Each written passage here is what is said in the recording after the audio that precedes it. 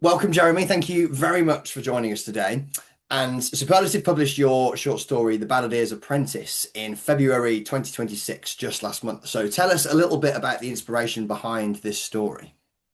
Um, I had published a bunch of stuff that was more kind of like specky or Hmm. had some genre to it, and I really wanted to, before the end of my kind of writing program, I wanted to dive more into something that's more kind of literary, Okay. uh, and it was important to me to at least try. I'm a teacher. It was important to me to at least try to write about teaching. I found it very difficult. I Yeah. couldn't really find a way in. Hmm. Um, but I felt like there were times when things were rough for me, and there were interactions I had with students where, through our discussions of literature, it helped me through some tough things. And I Okay. think my students would probably say vice versa, like it goes both ways. Yeah.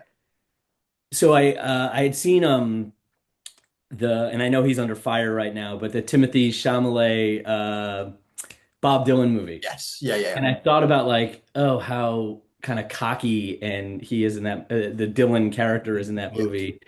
And I thought, oh, maybe that's my way. Everybody's had a kid like that. Yeah. And how do you teach a kid like that? And that might be my way in.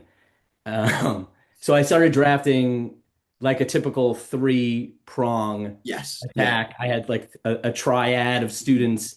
One was kind of meek and needed a little more hand-holding. That was the first one. That Yeah. was Patrick, and then Danny. The second one is stronger, but maybe not as kind of Hmm. intellectually, there. And then the last one would be the one that's just like drives you nuts. Uh, and then in the drafting, like I started, it was originally a first person kind of very heavy Irish, uh, like an old pub fella from Yeah. the Irish country telling this story about this guy who used to live in town and Right. play the guitar. Yes. And it was, looking back on it, I wanted to try it because so much of the story is about storytelling. Hmm. And so I thought it would be neat to have a story from a story, like a storyteller's vantage point. Yes. Yeah. Yeah. It was kind of, looking back on it now, it was kind of cringy. Like I'm not obviously not Irish, and so to try and pull that off, it just didn't really work. Right. Okay. But I got a writing fellowship, and I was at a writing conference over the last summer, and I had a sit down with a writer of some acclaim, Okay. and we were talking about this story because he had read it, and I had read something that he was working on, and he was just like, "Am I allowed to curse? Is that okay?" Yeah. Yeah. You're absolutely fine. Yeah. Yeah. Yeah. You're okay. He was like, "Here's the fun." He gave me good advice. He said, "Look, you should probably play around, try and switch it to third person, see how that feels." So I was like, "Okay, Okay. I'll third person close. Let's do that and Yeah. mess Okay. around." The Yeah. second piece of advice he gave me was actually the thing that sparked what I feel is like the heart of the Mhm. story. Yeah. He was like, "You know what the real problem with the story is?" He goes, "Fuck that kid Finn, the third guy." He's Yeah. Yeah. like, "He doesn't deserve to have a teacher like the Balladeer." Mhm. And that was then I was like, "No." That's where I was like, "Okay, here's where this guy is wrong." Mhm. I at least Yeah. Yeah. ideologically, Yeah. every kid deserves to have a good teacher, Yeah. whether they're, loaded and cocky and Mhm. entitled or not. Yeah.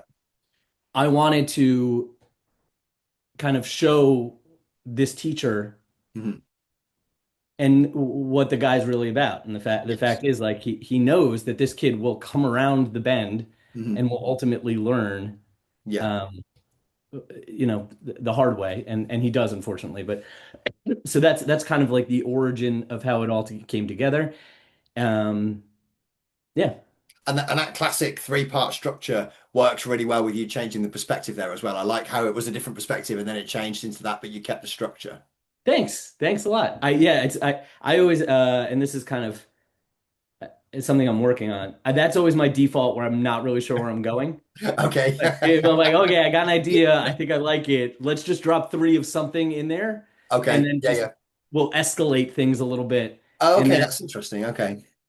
well, I don't know. Like when I always learned like when I go through a draft, I look for the heat. Like where's Yeah. the tension? Hmm. And I Nice. feel like that three-part arc is a Hmm. really way to just naturally build tension. Perfect. Yeah.